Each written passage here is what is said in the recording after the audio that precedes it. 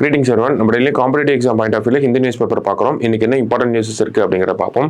So first எடுத்தோடனே பார்த்தோம்னா supreme court வந்து அந்த எலெக்ஷன் கமிஷன் அந்த எலக்டோரல் ஓட்டிங் மிஷினோட அந்த கேஸோட தீர்ப்பு வந்து சொல்லியிருக்காங்க. ஸோ 2 நாளைக்கு முன்னாடி தான் இவிஎம்யும் விவிபேட் மிஷின்ஸும் கிராஸ் வெரிஃபிகேஷன் பண்ணணும் அப்படின்னு சொல்லி ஒரு வழக்கு நடந்துட்டு இருக்கு அப்படிங்கிறத சொல்லியிருந்தோம். ஸோ அந்த கேஸை வந்து தள்ளுபடி பண்ணிட்டாங்க. சரிங்களா? ஸோ அதில் என்ன சொல்லியிருப்பாங்க அப்படின்னு பார்த்தோம்னா சந்தேகத்தின் பேரில் நம்ம எந்த விஷயத்தையும் பண்ண முடியாது அப்படிங்கிறத சொல்லியிருப்பாங்க. எலெக்ஷன் கமிஷன் ஆஃப் இந்தியா அன்னைக்கு சொன்ன மாதிரி எல்லா விஷயத்தையும் வந்து கிளாரிஃபை பண்ணிட்டாங்க. ஸோ அதனால ஒரு டிஸ்ட்ரஸ்ட் அப்படிங்கிறத பேஸ் பண்ணி நம்ம எதையுமே எடுத்துட்டு போக முடியாது அப்படின்னு சொல்றாங்க. அதே மாதிரி பார்த்தோம்னா நமக்கு இந்த எலெக்ஷனுக்கு அந்த electronic voting machine VVPAT cross verification அப்படிங்கிறது 5 இடத்துல நடக்குது. ஒரு தொகுதியில் 5 இடத்துல நடக்குது இல்லையா? ஸோ அதுவே இனஃபா தான் இருக்கு அப்படிங்கிறத சொல்லியிருக்காங்க.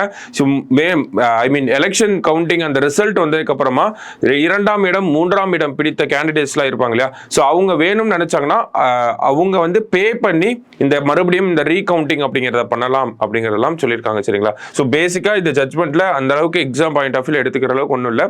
நமக்கு இவிஎம் விவிபேட் கிராஸ் வெரிஃபிகேஷன் அப்படிங்கிறது இப்ப இருக்கிற நடைமுறையிலே போகும் அப்படிங்கறத சொல்லியிருக்காங்க. மற்ற விஷயங்கள்லாம் ஒரு 2 நாளைக்கு முன்னாடி தான் நம்ம டிஸ்கஸ் பண்ணியிருந்தோம். சரிங்களா? ஸோ இதுதான் அந்த தீர்ப்புலையும் சொல்லியிருந்தாங்க. வேற எதுவும் பெருசா நமக்கு கிடையாது. ஸோ அடுத்து பார்த்தோம்னா இன்னைக்கு தமிழ்நாடு பேஜ்ல ஒரு 2 இம்பார்ட்டன்ட் நியூஸ் இருந்துச்சு. ஃபர்ஸ்ட் எடுத்தோடனே பார்த்தோம்னா நமக்கு இந்த செர்விக்கல் கேன்சர் வேக்சின் அப்படிங்கிறத போட ஆரம்பிச்சிட்டாங்க தமிழ்நாட்டில். ஓகேங்களா? ஸோ செர்விக்கல் கேன்சர் பொறுத்த வரைக்கும் நம்ம கருப்பை வாய் புற்றுநோய் அப்படிங்கிறத சொல்றோம். ஸோ இந்த செர்விக்கல் கேன்சர் அப்படிங்கிறத பார்த்தோம்னா 35 வயசுக்கு மேல இருக்கவங்களை தான் அதிகமாக அட்டாக் பண்ணும். இந்தியாவில் பிரஸ்ட் கேன்சருக்கு அப்புறமா செர்விக்கல் கேன்சர் அப்படிங்கிறது தான் அதிகமான கேன்சர் வந்து பெண்கள் மத்தியில் அதிகமான கேன்சரா இருக்கு. ஃபர்ஸ்ட் வந்து பிரஸ்ட் கேன்சர், அடுத்தது வந்து நமக்கு செர்விக்கல் கேன்சர் வந்து இருக்கு. சரிங்களா? ஸோ இந்த வேக்சின் அப்படிங்கிறத போடணும் அப்படிங்கிறது நம்ம பார்த்துட்டே வந்தோம். இந்தியாவிலேயே உருவாக்கப்பட்ட செர்வாவேக் அப்படிங்கிற வேக்சின்லாம் இருக்கு அப்படிங்கிறத நம்ம அடிக்கடி டிஸ்கஸ் பண்ணியிருக்கோம். இந்த கரண்ட் அஃபேர்ஸ்லேயே நம்ம அதிகமாகவே டிஸ்கஸ் பண்ணியிருக்கோம் இந்த நியூஸ் பேப்பர்லேயே. ஸோ இந்த செர்வாவேக் வேக்சின் அப்படிங்கிறதும் நமக்கு அவைலபிளாக தான் இருக்கு. இந்தியாவிலேயே உருவாக்கப்பட்ட இண்டிஜினியஸ்லி டெவலப்டு செர்வாவேக் வேக்சின் அதுவும் நமக்கு அவைலபிளாக தான் இருக்கு. ஓகேங்களா? ஸோ அப்போ இந்த வேக்சினை யாருக்கு போடணும் அப்படின்னு பார்த்தோம்னா 9 வயசுலேருந்து 14 வயசு இருக்கக்கூடிய சிறுமிகளுக்கு தான் இந்த வேக்சினை வந்து போடுறாங்க. அந்த வகையில் தமிழ்நாட்டிலையும் இந்த செர்வாவேக் இந்த செர்விக்கல் கேன்சர் வேக்சின் அப்படிங்கிறது ஸ்டார்ட் ஆச்சு. வேக்சினேஷன் ப்ரோக்ராம் அப்படிங்கிறது எங்க ஸ்டார்ட் ஆயிருக்கும் அப்படின்னு பார்த்தோம்னா விழுப்புரம்ல தான் ஸ்டார்ட் ஆயிருக்கும். ஓகேங்களா? ஸோ இது கேட்கலாம் நமக்கு தமிழ்நாட்டில் எங்க இந்த செர்விக்கல் கேன்சர் வேக்சினேஷன் அப்படிங்கிறது ஸ்டார்ட் ஆச்சுன்னா நமக்கு விழுப்புரம்ல தான் ஸ்டார்ட் ஆச்சு. அது மாதிரி கிட்டத்தட்ட ஒரு 150 சிறுமிகளுக்கு வந்து இந்த வேக்சின் அப்படிங்கிறது போட ஆரம்பிச்சுட்டாங்க, போட்டுட்டாங்க. ஸோ இதனுடைய அவேர்னஸை கிரியேட் பண்ணி கவரேஜை வந்து இன்க்ரீஸ் பண்றது அப்படிங்கிறது தான் அடுத்த கட்ட நடவடிக்கையா இருக்கும் அப்படிங்கிறதையும் சொல்லியிருக்காங்க. ஓகேங்களா? ஸோ செர்விக்கல் கேன்சரை பத்தி பொறுத்த வரைக்கும் பார்க்குறப்ப HPV வைரஸ் அப்படிங்கிறதா இந்த செர்விக்கல் கேன்சரை காஸ் பண்ணுது. ஓகேங்களா? ஹியூமன் பப்பிலோமா வைரஸ் அப்படின்னு சொல்றோம். அந்த வைரஸ் தான் நமக்கு இந்த செர்விக்கல் கேன்சர் அப்படிங்கிறத காஸ் பண்ணுது. நமக்கு இந்த செர்விக்கல் கேன்சரை பொறுத்த வரைக்கும் ஏர்லியா டிடெக்ட் பண்ணிட்டோம் அப்படின்னா ஈஸியா அதை வந்து கியூர் பண்ணிடலாம். ஓகேங்களா? இருந்தாலும் சிம்டம்ஸ் அப்படிங்கிறது அதிகமா வெளியே தெரியாதனால ரொம்ப அட்வான்ஸ்டு ஸ்டேஜுக்கு போனாதான் சிம்டம்ஸ் அப்படிங்கிறது வெளியே தெரிய ஆரம்பிக்கும். அதனாலதான் நிறைய உயிரிழப்புகள் அப்படிங்கிறது நடந்துட்டு இருக்கு. ஸோ இப்போ நம்ம 9லேருந்து 14 வயசுக்கு இருக்கக்கூடிய சிறுமிகளுக்கு அந்த செர்விக்கல் கேன்சர் வேக்சினேஷன் அப்படிங்கிறத போட ஆரம்பிச்சனால ஃபியூச்சர்ல இன்னொரு 20 வருஷம் 30 வருஷம் கழிச்சு பார்த்தோம்னா தமிழ்நாட்டில் இந்த செர்விக்கல் கேன்சர் அப்படிங்கிறது ரொம்ப கம்மியா இருக்கும். ஏன்னா நம்ம டிசீஸை எலிமினேட் பண்ற அளவுக்கு வந்துருவோம் அப்படிங்கறத சொல்லியிருக்காங்க. ஓகேங்களா? ஸோ இதனுடைய விளைவு அப்படிங்கிறது 20-30 வருஷங்களுக்கு அப்புறம் தான் தெரியும் நமக்கு. சரியா?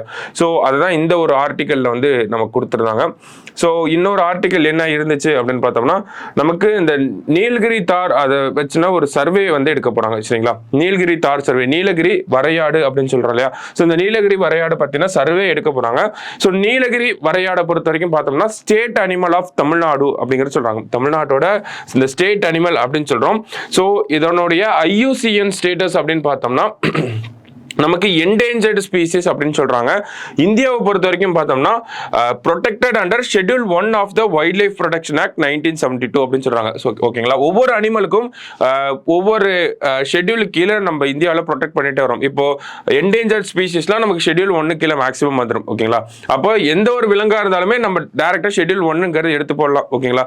நமக்கு வந்து பெங்கால் இந்த டைகர்ஸ், சீட்டா இந்த மாதிரியான விஷயங்கள்லாம் நமக்கு ஷெட்யூல் 1 கீழே தான் வரும். ஓகேவா? So protected under schedule schedule 1 of the wildlife protection act. நம்ம மெயின்ஸ்ல எழுதுறப்போ இந்த விலங்கை பத்தி எழுதிட்டு state animal of Tamil Nadu, Nilgiri, அந்த வெஸ்டர்ன் காட்ஸ் பகுதிகளில் தான் அதிகமாக காணப்படும் அதெல்லாம் எழுதிட்டு ப்ரொடெக்ஷன் அப்படின்னு போட்டு தனியாக இதையும் நம்ம எழுதுற மாதிரி தான் இருக்கும். ஓகேங்களா? என்டேஞ்சர்ட் ஸ்பீசிஸ் IUCN படி என்டேஞ்சர்ட் ஸ்பீசிஸ் ஆகும். இந்தியாவோட சட்டங்கள் படி protected under schedule 1 of the wildlife protection act அப்படிங்கிறதையும் எழுதுறோம். சரிங்களா? ஸோ இந்த அனிமலோட சர்வே வந்து எடுக்க போறாங்க. ஓகேங்களா? ஸோ ஆல்ரெடி எடுத்த சர்வே படி பார்க்குறப்போ நமக்கு ஒரு 3000 நீலகிரி வரையாடுகள் இருக்கு அப்படிங்கிறதையும் கொடுத்துருக்காங்க. மற்றபடி இந்த நீலகிரி வரையாடை வச்சு நம்ம வேற என்ன தெரிஞ்சுக்கலாம் அப்படின்னு பார்த்தோம்னா, ப்ராஜெக்ட் நீலகிரி தார், நீலகிரி வரையாடு திட்டம் அப்படிங்கிறத அக்டோபர் 2023 போன வருஷம் நமக்கு ஒரு ஸ்கீமும் வந்து தமிழக அரசாங்கம் வந்து கொண்டு வந்திருப்பாங்க. ஓகேங்களா? ஸோ அதன் மூலயமா இதனுடைய வாழ்விடங்களோட பாதுகாப்புறது, இதனுடைய பாப்புலேஷன் இன்க்ரீஸ் பண்றது, அதெல்லாம் அப்ஜெக்டிவா வச்சுதான் இந்த ப்ராஜெக்ட் நீலகிரி தார் அப்படிங்கிற அந்த ஸ்கீம் வந்து கொண்டு வந்திருப்பாங்க. ஸோ நீலகிரி வரையாடு திட்டம் அப்படிங்கிறத சொல்றோம். இந்த நீலகிரி வரையாடை பொறுத்த வரைக்கும் பார்த்தோம்னா அக்டோபர் 7 வந்து நீலகிரி வரையாடு தினமாக தமிழ்நாட்டில் செலிப்ரேட் பண்றோம். ஓகேங்களா? நீலகிரி தார் டே அப்படின்னா நமக்கு அக்டோபர் 7 வந்து சொல்றோம். ஏன் அக்டோபர் 7 ஸ்பெசிபிக்கா சொல்றோம் அப்படின்னு பார்த்தோம்னா, ERC டேவிடார் அப்படின்னு சொல்லக்கூடிய அவருடைய பிறந்த நாளை தான் நம்ம நீலகிரி வரையாடு தினம் அப்படின்னு சொல்றோம். ஓகேங்களா? ERC டேவிடார், ஓகேங்களா? டேவிட் சொல்றோம் இல்லையா, டேவிடார், அவருடைய பிறந்த நாளை தான் நம்ம நீலகிரி வரையாடு தினமாக செலிப்ரேட் பண்றோம். ஏன் அவருடைய பிறந்த நாள் அப்படின்னு பார்த்தோம்னா, இந்த நீலகிரி வரையாடு பத்தின ஆராய்ச்சிகளை முதல்ல எடுத்துட்டு வந்தது யாரு அப்படின்னு பார்த்தோம்னா ERC டேவிடார் அவர்கள் தான். எப்போ அப்படின்னு பார்த்தோம்னா 1975ஆம் ஆண்டிலே இந்த நீலகிரி வரையாடுகள் பத்தின ஸ்டடீஸை வந்து கொண்டு வந்திருப்பாரு ERC டேவிடார். ஓகேங்களா? ஸோ அவரை ரெஸ்பெக்ட் பண்ணுங்கிற வகையில தான் நமக்கு அக்டோபர் 7 வந்து நீலகிரி வரையாடு தினமா தமிழக அரசு வந்து சொல்லியிருக்காங்க. ஓகேவா? ஸோ மற்றபடி பார்த்தோம்னா இந்த நீலகிரி வரையாடை பத்தி நமக்கு சங்க இலக்கியங்களையும் 17 மேல்கணக்கு இலக்கியங்கள் நூல்கள்லையும் வந்து குறிப்பிடப்பட்டிருக்கு. ஓகேங்களா? குறிப்பா சிலப்பதிகாரம், சீவக சிந்தாமணி போன்ற 50 காப்பியங்களையும் இதை பத்தின தகவல்கள், இதனுடைய வாழ்விடம் பத்தின தகவல்கள்லாம் இருக்கு. மற்றபடி சங்க இலக்கியங்களான நற்றிணை, ஐங்குறுநூறு, பரிபாடல், 10 பட்டினப்பாலை போன்ற அந்த நூல்கள்லையும் வந்து நீலகிரி வரையாடு பத்தின தகவல்கள் நமக்கு இருக்கு. சரிங்களா? ஸோ இதெல்லாம் இந்த ஒரு நியூஸோட சேர்ந்து தெரிஞ்சுக்க வேண்டிய ஒரு விஷயங்களா இருந்துச்சு. அண்ட் தென் கடைசியா பார்த்தோம்னா நமக்கு இந்தியாவில் சோலார் பவர் அதை ஜென்ரேஷன் பண்றோம் இல்லையா, நம்ம சோலார் பவர் ஆம்பிஷன்ஸ் அப்படிங்கிறது அதிகமா இருக்கு. இருந்தாலும் ஒரு ரிப்போர்ட் வந்து என்ன சொல்றாங்க அப்படின்னு பார்த்தோம்னா, the quantity of solar radiation available that can be economically converted by solar panels to electricity is showing an alarming decreased trend in several locations in India அப்படின்னு கொடுத்துருக்காங்க.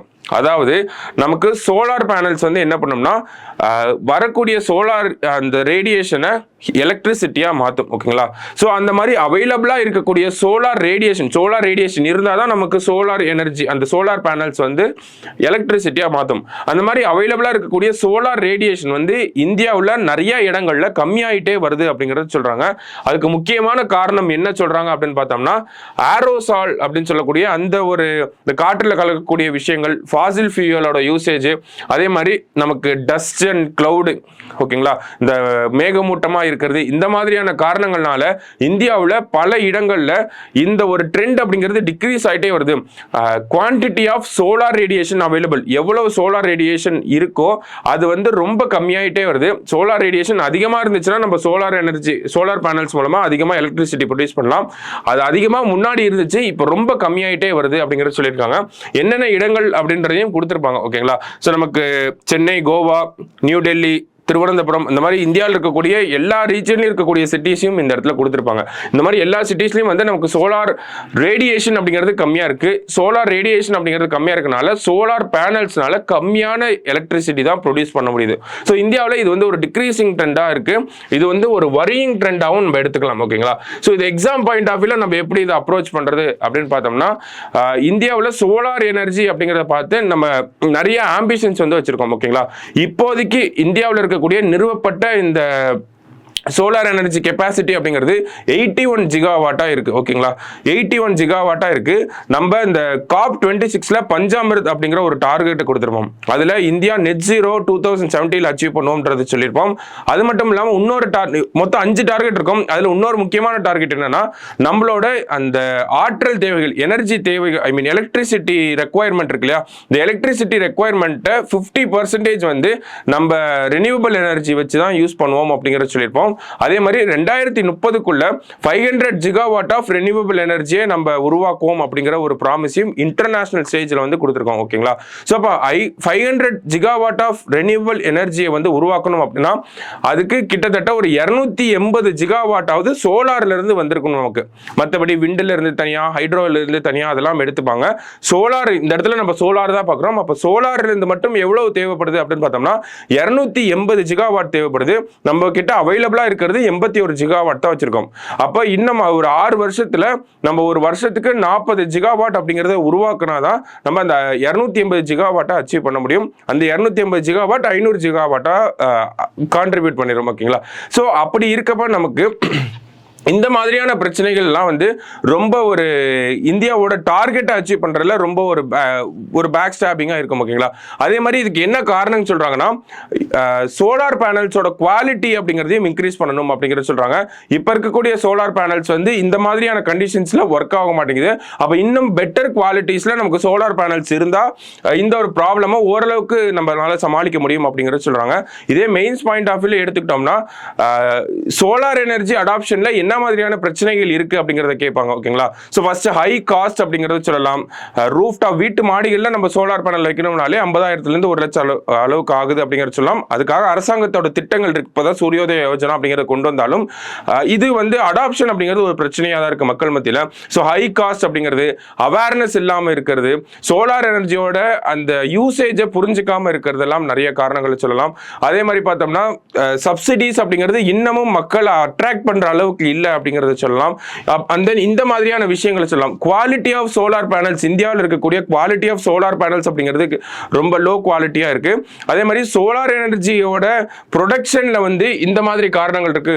அமௌண்ட், இந்த குவான்டிட்டி ஆஃப் சோலார் ரேடியேஷன் வந்து கம்மியா இருக்கனால நம்மளால இது ஒரு adoption பிரச்சனையாகவும் இருக்கு. குவான்டிட்டி ஆஃப் சோலார் ரேடியேஷன் ரொம்ப ரொம்ப கம்மியா இருக்கனால நமக்கு என்ன ஆகுது, சோலார் எனர்ஜியை மக்கள் அடாப்ட் பண்றதுக்கு ஒரு தயக்கம் இருக்கு அப்படிங்கிறதையும் இந்த மாதிரி ஸ்டடீஸை கோட் பண்ணி நம்ம எழுதலாம். ஓகேங்களா? சோ அப்ப இதெல்லாம் problems in adapting solar energy அப்படிங்கிற அந்த ஒரு ஹெட்டிங் கீழே நம்ம இந்த மாதிரியான காரணங்களை வந்து கொடுக்கலாம். சரிங்களா? ஸோ அதுக்கான திட்டங்கள் அப்படிங்கிறது நமக்கு தனியாக சூரியோதய யோஜனா இருக்கு.